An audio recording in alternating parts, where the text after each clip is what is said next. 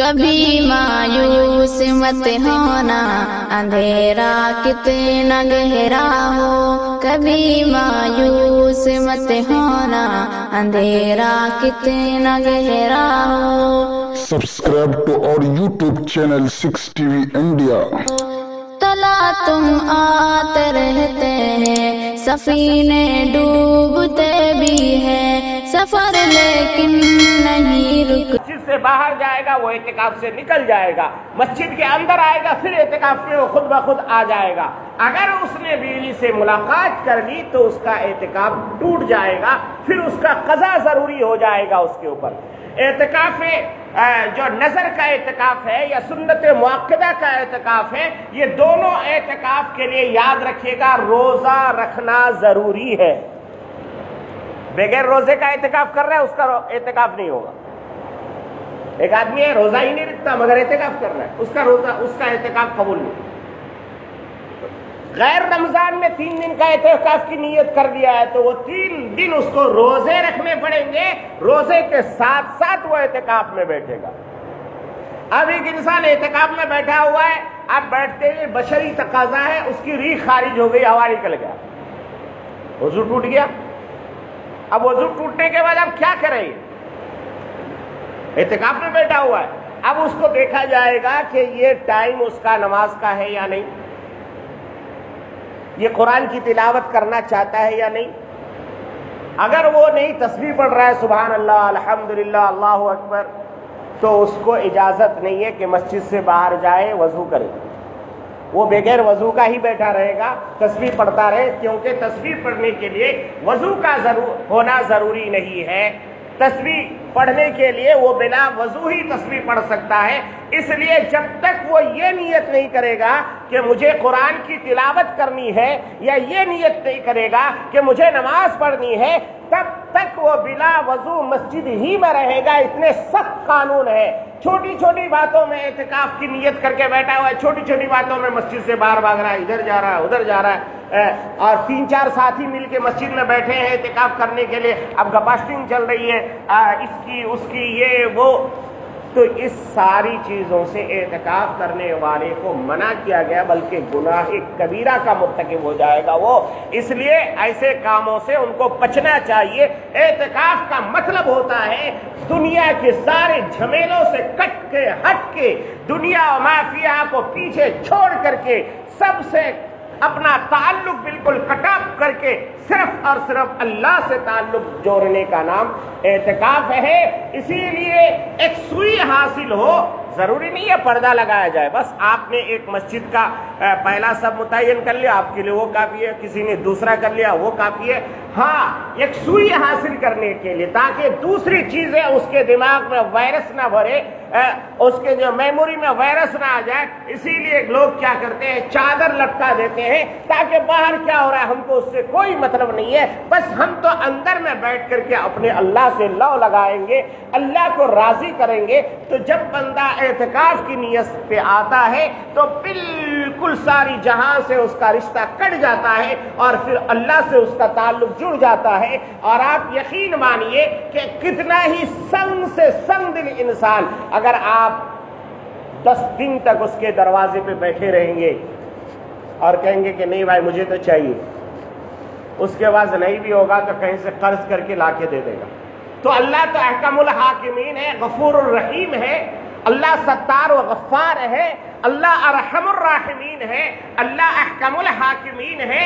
اللہ سے بڑا داتا کوئی نہیں، اللہ سے بڑا مہربان کوئی نہیں، اللہ سے بڑا بخشنے والا کوئی نہیں۔ تو جب ایک بندہ 10 دن تک اللہ کے دروازے پہ آ کے پڑا رہے گا اور اللہ سے کہے گا اللہ تو دے گا نہیں تو میں یہ گھر چھوڑوں گا نہیں، تو یقیناً اللہ کو رحم آ جائے گا اور اللہ تبارک و تعالی آپ کی ساری مرادوں کو پوری فرما دے گا۔ مگر شرط یہی ہے کہ ہم دنیا کے جھمیلوں سے نکل کر کے، ابھی تو ایسا محسوس ہوتا ہے کہ 10 دن کیسے رہیں گے؟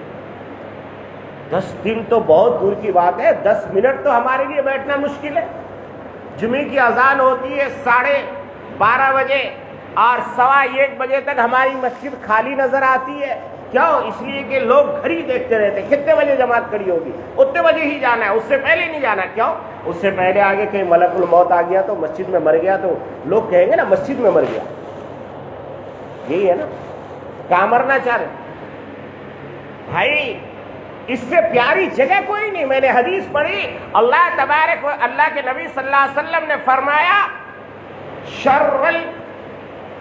اللہ کے نبی صلی اللہ علیہ وسلم نے فرمایا دنیا میں شر الارض، سب سے بری جگہ، اسواقھا، بازار ہے جہاں پر لوگوں کو دھوکہ دیا جاتا ہے، جھوٹ بولا جاتا ہے۔ آپ کا جان پہچان والے دکان میں چلے جائے، بولے حضرت آپ کے لیے اتنا ہے، دوسرے کے لیے تو بہت ہے، حالانکہ آپ کو چونا ڈبل لگا رہا ہے، مگر کیا کہہ رہا ہے؟ آپ کے لیے اتنا صاحب، نہیں تو اس کا ریٹ ہی کچھ اور ہے، حالانکہ وہ جھوٹ بول رہا ہے۔ تو فرمایا گیا شر الارض ابواقھا اسواقھا، یعنی ایسی زمین جو باقی ہے اس میں جو بازار ہے وہ بازار سب سے بری جگہ ہے۔ اور اللہ کے نبی صلی اللہ علیہ وسلم نے فرمایا خیر الارض، اور بہترین جگہ، مساجدھا، یعنی جہاں پر اللہ کی مسجد تعمیر کی گئی ہے وہ سب سے بہترین جگہ ہے۔ اور اللہ کے نبی صلی اللہ علیہ وسلم نے ایک موقع پر فرمایا کہ جب تم جنت کی کیاریوں سے گزرو تو خوب چر لیا کرو۔ وہ جنت کی کیاریاں، صحابہ نے پوچھا جنت کی کیاری سے کیا مراد ہے؟ کہا وہ مسجدیں ہیں، جب مسجدوں سے گزرو تو سبحان اللہ، الحمدللہ، ذکر و اذکار خوب کر لیا کرو۔ ایک عجیب و غریب حدیث یاد آ گئی، ایک اہم واقعہ اللہ کے نبی صلی اللہ علیہ وسلم کے زندگی کا ایک واقعہ۔ ایک عورت کے بارے میں آتا ہے کہ ایک عورت یا ایک مرد، بخاری کی حدیث ہے مگر راوی کا اختلاف ہے، ان کو معلوم نہیں ہو سکا کہ یہ مرد کے بارے میں ہے یا عورت کے بارے میں ہے۔ حدیث تو بخاری میں ہے مگر راوی نے خود ہی اختلاف کیا ہے کہ ایک مرد یا ایک عورت جو مسجد نبوی کی صفائی کیا کرتی تھی، مگر غالب گمانے کہ وہ عورت تھی، مسجد نبوی کی صفائی کیا کرتی تھی، اور اچانک رات میں ان کا انتقال ہو گیا۔ صحابہ نے دیکھا کہ عورت کا انتقال ہو گیا تو انہوں نے اٹھایا، جنازہ ونازہ پڑھی اور مسجد جو ہے وہاں پر جنت البقیع میں لے جا کے دفن کر دی۔ اللہ کے نبی صلی اللہ علیہ وسلم نے دوسرے دن دیکھا کہ وہ نظر نہیں آیا، تیسرے دن بھی نظر نہیں آیا۔ اللہ کے نبی نے پوچھا کہ بھائی وہ مسجد کی صفائی کرنے والی وہ عورت یا مرد جو بھی ہے، کہا وہ کہاں ہے؟ کہا کہ یا رسول اللہ ان کا انتقال ہو گیا تھا، ہم لوگوں نے دفن کر دیا۔ یہاں سے ایک مسئلہ معلوم ہوا۔ کیا مسئلہ معلوم ہوا؟ کہ میت کا اگر انتقال ہو جائے تو بلا وجہ اس کو دیر تک رکھنا جائز نہیں ہے۔ مسجد نبوی کی صفائی کرنے والی اور اس کا انتقال ہو رہا ہے، اور اس وقت مسجد نبوی کا حال آج کی مسجد کی طرح نہیں تھی، وہ تو اتنی چھوٹی سی تھی، اور اس کے ارد گرد میں ہی مسجد مدینے کی آبادی تھی، اس سے زیادہ آبادی بھی نہیں تھی۔ معلوم یہ ہوا کہ جب انتقال ہو جائے تو جتنا جلدی ممکن ہو سکے نہلاؤ کفناؤ، لے جا کے دفن کر دو، جنازہ پڑھو اور دفن کر دو۔ اللہ کے نبی نے کہا کہ بھائی مجھے کیوں نہیں بتایا تم نے؟ مجھے تو بتانا چاہیے۔ پھر فرمایا کہ چلو مجھے اس کی قبر بتاؤ۔ اللہ کے نبی صلی اللہ علیہ وسلم صحابہ کے ساتھ گئے، ان کے قبر میں کھڑے ہوئے اور جنازے کی نماز پڑھی، اور فرمایا کہ میں ولی ہوں، میں اس کا ذمہ دار ہوں، میرے لیے جائز ہے کہ دفنانے کے بعد بھی میں اس کی جنازے کی نماز پڑھوں۔ معلوم یہ ہوا مسجد کے صفائی کرنے والا آپ کا غلام نہیں ہے، مسجد کے صفائی کرنے والے کا مقام اور مرتبہ اتنا بلند و بالا ہے کہ اللہ کے نبی صلی اللہ علیہ وسلم قبر میں گئے اور جا کر کے نماز جنازہ پڑھ کر کے ان کے لیے دعا فرمائی۔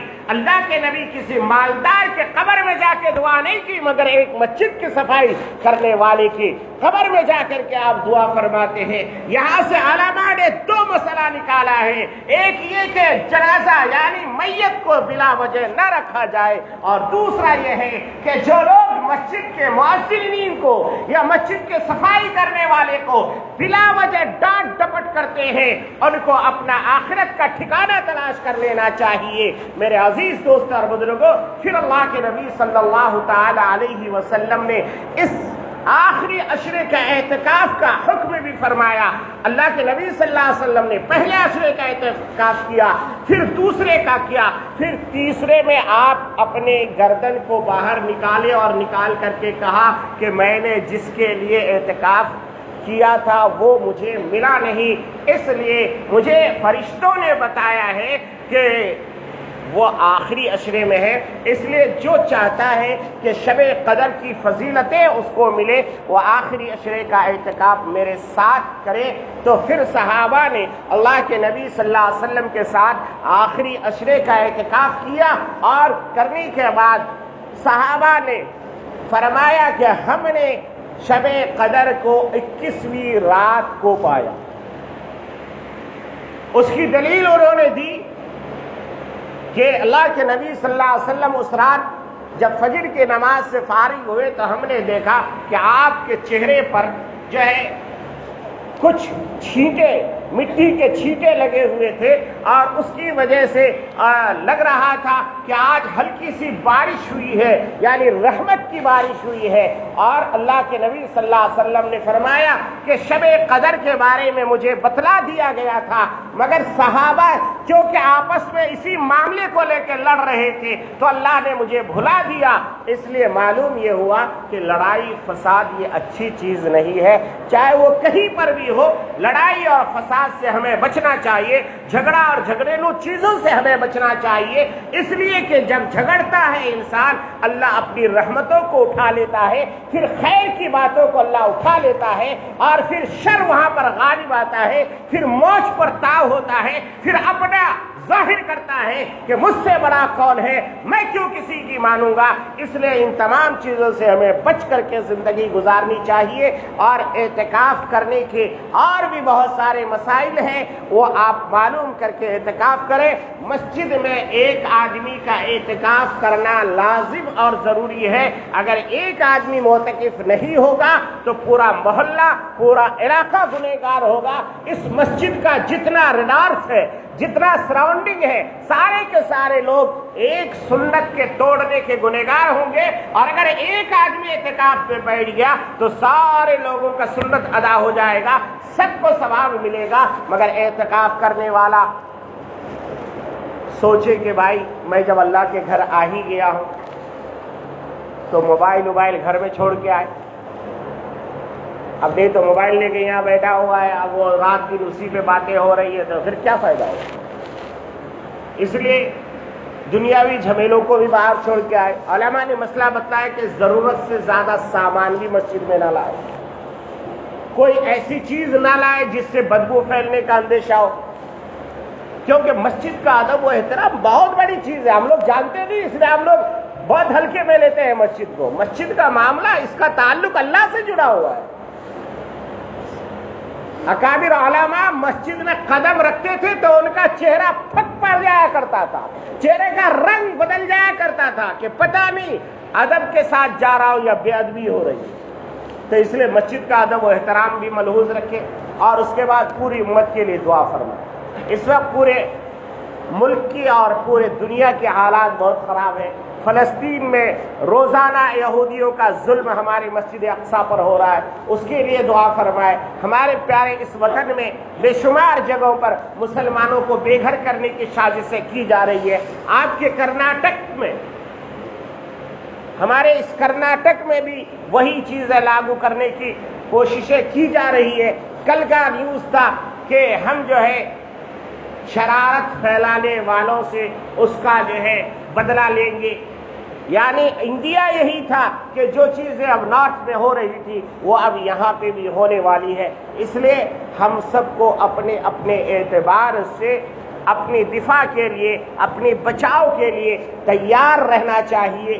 ہر مسجد والے سے میں گزارش کروں گا کہ مسجد کے نوجوان حضرات کو منتظم یعنی ایک تنظیمی شکل میں تیار کریں کہ بھائی آپ کو اگر کوئی مارتا ہے تو ہمارا کانسٹیٹیوشن اور ہمارا قانون, ہمارا سنویدھان ہمیں اجازت دیتی ہے کہ ہم اپنی دفاع میں اس پر حملہ کریں. ہم حملہ نہیں کریں گے, ہمارے پاس تو کچھ ہے بھی نہیں, ہم تو نہتے ہیں, کمزور ہیں, مجبور ہیں. مگر اب ہمیں وہ مار دے رہا ہے آپ نے بلی اور کتے کو تو دیکھا ہوگا، بلی کا مقابلہ کتے سے ہو ہی نہیں سکتا، مگر کتا ہمیشہ اٹیک کرتا ہے بلی کے اوپر، تو کبھی کبھی بلی مجبور ہو کر کے کتے کا یہاں پکڑتی ہے، تو وہ کام آپ کو کرنے کی ہمت بھی رکھنا، جرت بھی رہنا۔